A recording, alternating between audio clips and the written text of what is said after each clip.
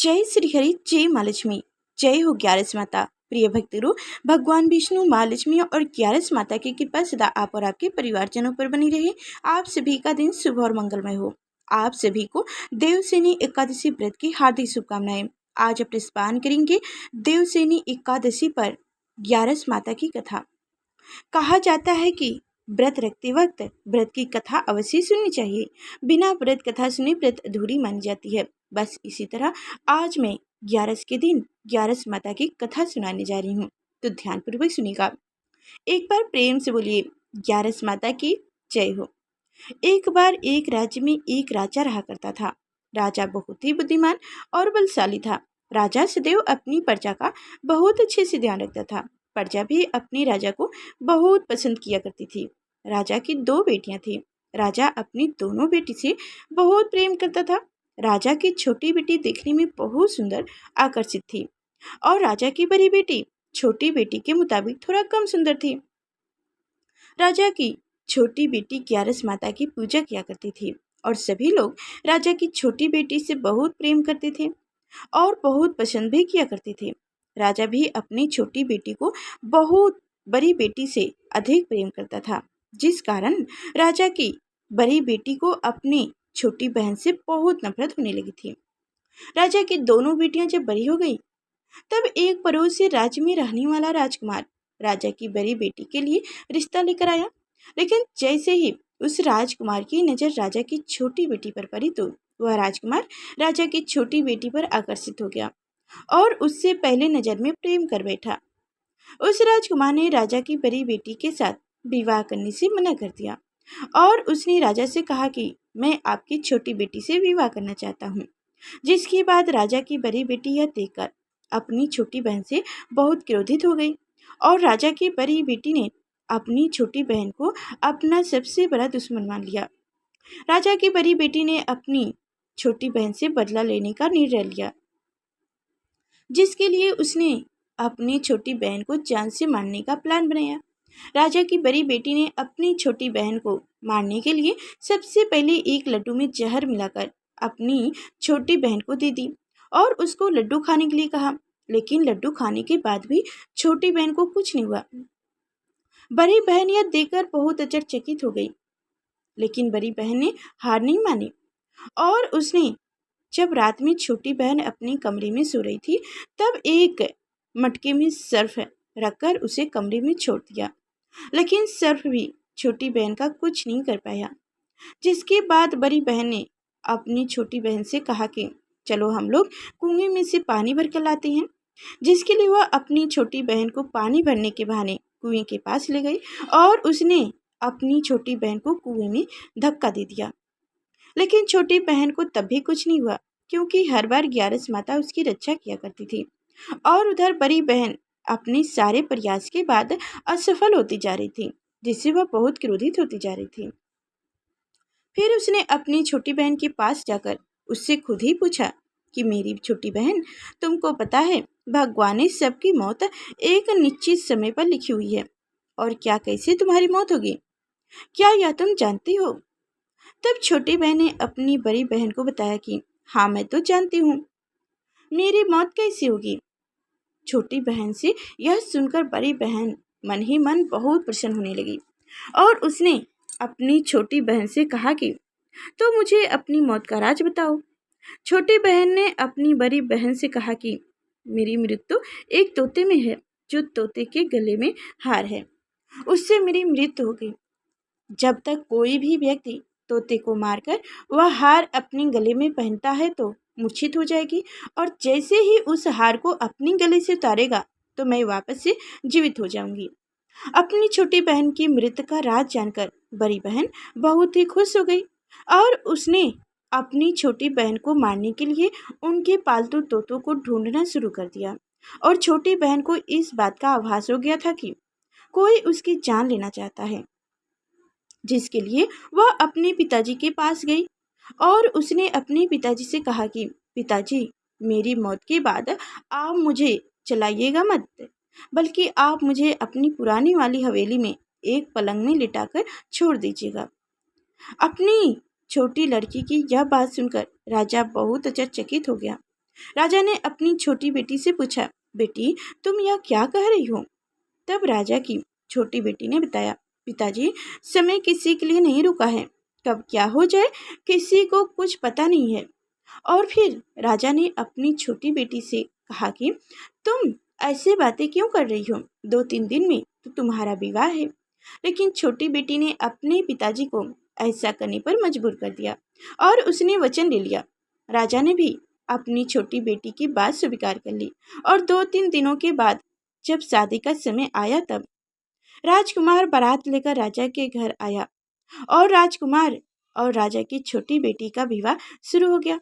जैसे ही राजा की छोटी बेटी और राजकुमार के साथ फेरे लेना शुरू करती है तो उसकी बड़ी बहन अपनी छोटी बहन के कमरे में जाकर उसके तोते को पकड़ लेती है और उसको जान से मार देती है। तोते के गले में जो हार था उसको अपने गले में धारण कर लेती है। जैसे ही बड़ी बहन उस हार को अपने गले में धारण करती है तो उधर छोटी बहन 3.5 ही फेरे ले पाती है और वहीं पर बेहोश होकर गिर जाती है। जिसके बाद राजा ने बड़े बड़े दर्द हकीमों को बुलाया और अपनी छोटी बेटी का इलाज करने के लिए कहा। राजा की बात सुनकर वैद्य ने छोटी बेटी को जब चेक किया तो राजा को बताया कि आपकी छोटी बेटी ना तो जीवित है ना ही मरी हुई है। यह मैं ऐसा पहली बार देख रहा हूँ। राजा ने वैद्य और हकीम को यह बात बाहर बताने से मना कर दिया और उनको कहा कि अगर तुमने यह बात किसी को बाहर बताई तो हम तुम्हें फांसी दे देंगे। राजा ने अपनी छोटी बेटी को पुराने महल में ले जाकर एक पलंग में लिटा दिया और वहां पर कुछ सैनिकों तैयार कर दिया। वापस अपने महल आ गया। राजा की बड़ी बेटी अपने पिता के पास आई और कहने लगी, पिताजी अगर यह शादी संपन्न नहीं हुआ तो आपकी इज्जत का क्या होगा? आप कहें तो मैं आपकी इज्जत बचाने के लिए राजकुमार से शादी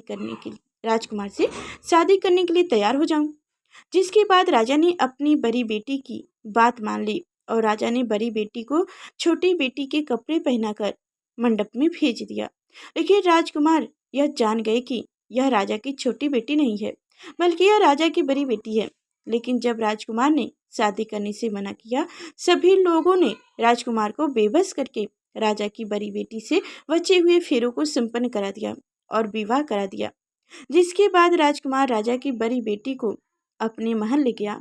राजकुमार राजा की बड़ी बेटी से ना तो बात करता, ना ही उनको पसंद किया करता था और ना ही उनके आसपास भटकता था।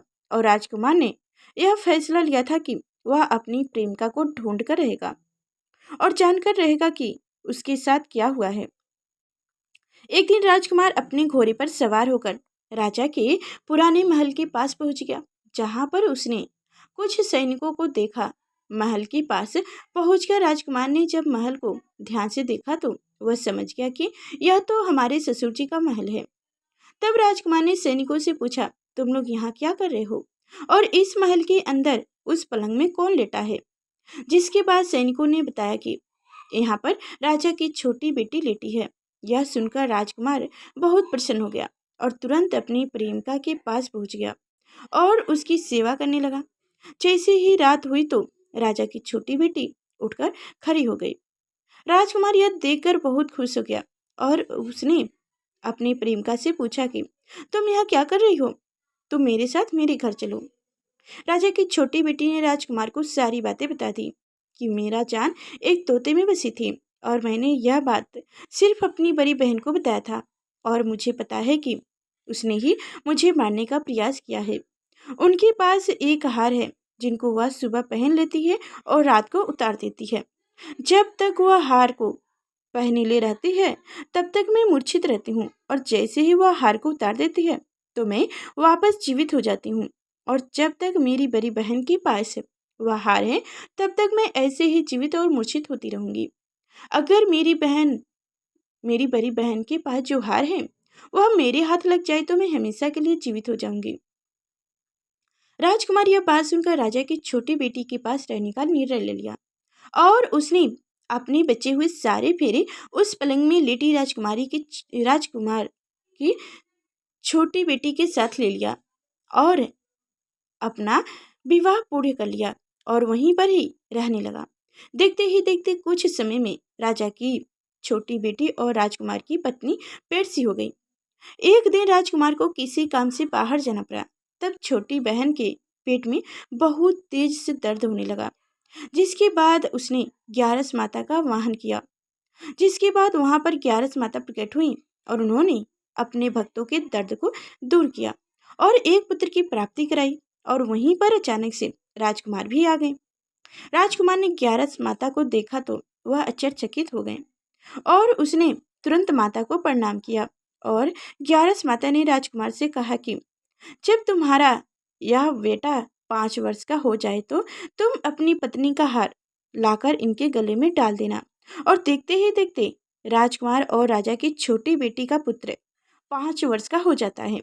तो राजकुमार अपने बेटे से कहते हैं कि बेटा, मैं कुछ काम से बाहर जा रहा हूँ, तुम अपनी माता का ध्यान रखना। और वहां से चला जाता है। राजा को बाहर निकलते देख बड़ी बहन के सैनिक देख लेते हैं और बड़ी बहन को जाकर सारी बातें बता देती हैं। जिसके बाद बड़ी बहन अपनी छोटी बहन के पुत्र को वहां से उठवा लेती है और उसको मार देती है। छोटी बेटी के पुत्र के 2 टुकड़ा करवा देती है। पहला टुकड़ा चक्की के पास छुपा देती है और दूसरा टुकड़ा अपनी पलंग के नीचे रख लेती है। अब ग्यारस माता भिखारी का रूप लेकर आती हैं। एक भिखारी का रूप रखकर बड़ी बहन के पास चली जाती हैं। जिसके बाद वहां पर भिक्षा मांगने लगती हैं। बड़ी बहन अपने कमरे में से कहती है कि नौकर से कि जाकर भिक्षा दे दो।